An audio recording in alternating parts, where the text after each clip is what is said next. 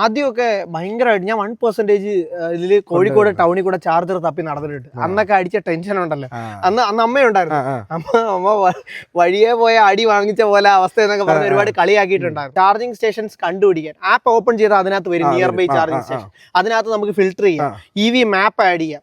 So അങ്ങനെയൊക്കെ അതെ root plan ചെയ്യാം. അപ്പൊ അങ്ങനെയൊക്കെ ഉള്ളതുകൊണ്ട് എനിക്ക് അത് കുറച്ച് നേരത്തെ ഞാൻ എടുത്തപ്പോൾ ഉള്ള ഇൻഫ്ര അല്ല ഇപ്പൊ. അതിനുശേഷം നമുക്ക് മനസ്സിലായി എങ്ങനെ ചെയ്ത. അപ്പൊ നമ്മൾ നോർമലി ഒരു 50% ആകുമ്പോൾ എവിടെയെങ്കിലും ഒക്കെ ഒരു ചാർജിങ് സ്റ്റേഷൻ ഫുഡ് കഴിക്കാൻ നിർത്തി അല്ലെങ്കിൽ ഒരു ചായ കുടിക്കാൻ നിർത്തി. ഇപ്പൊ അമ്മയ്ക്ക് ഭയങ്കര സമാധാനമാണ്.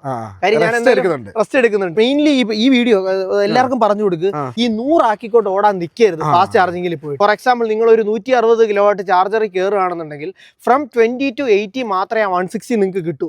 അത് കഴിഞ്ഞ് നേരെ 45ലേക്ക് വരും. എന്തിനാ അടുത്ത ഒരാളുടെ ചാർജിങ്ങിന്റെ ഞാൻ സിമ്പിൾ ആയിട്ട് 60 കിലോവാട്ടിന്റെ ചാർജർ കയറി ആ എക്സാമ്പിൾ എല്ലായിടത്തും 160 അതെ 60 കിലോവാട്ടിന്റെ ചാർജർ കയറിയ 20 മുതൽ 80% ചാർജ് വരുന്നതിനിടയ്ക്ക് മാത്രമേ നിങ്ങൾക്ക് ഈ 60% സ്പീഡിൽ കിട്ടത്തുള്ളൂ.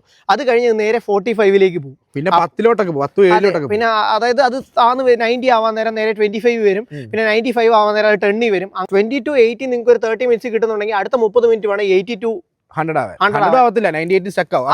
ആ ടൈം നിങ്ങൾക്ക് സേഫ് അതായത് കുറയ്ക്കാൻ വേണ്ടിയിട്ട് ഏറ്റവും ബെറ്റർ എന്ന് പറയുന്നത് 80ൽ നിർത്തുക. അടുത്ത എവിടാന്ന് വെച്ചാൽ പോവാ. ഒരു ചായ കുടിക്കുന്ന ടൈം മതി, 10 മിനിറ്റ് മതി. അതുമല്ല ഇപ്പൊ എല്ലായിടവും മിനിമം 60 കിലോവാട്ട് ആയിട്ടുണ്ട്. അതിൽ താഴെയുള്ളതൊക്കെ ആൾക്കാർ പറിച്ചു മാറ്റി പുതിയത് വെക്കാൻ തുടങ്ങി. ഇപ്പൊ സിറ്റിയിലൊക്കെ 90 ഒക്കെ ഉണ്ടെങ്കിൽ സ്വർഗ്ഗമാണ്. 90 ഒക്കെ എന്ന് വെച്ച് കഴിഞ്ഞാൽ ഒരു 35-40 മിനിറ്റ്സ് ഉണ്ടെങ്കിൽ. അതേപോലെ തന്നെ എഗെയിൻ ഞാൻ പറയുന്ന ഒരു 30 കിലോവാട്ട് താഴേക്ക് കൊണ്ടുവരാതിരിക്കും. 30%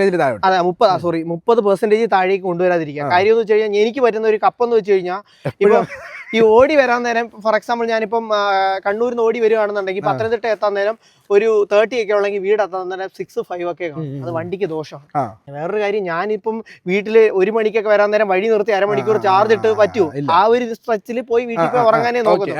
അപ്പൊ അതിനിപ്പോ ഞാൻ ചെയ്യുന്നതെന്ന് വെച്ച് കഴിഞ്ഞാൽ ഒരു 5 മണി 6 മണിയാകുമ്പോൾ എവിടെയെങ്കിലും ഒന്ന് ടോപ്പ്. അതുകൊണ്ട് വീട്ടിൽ വരുമ്പോൾ 30%.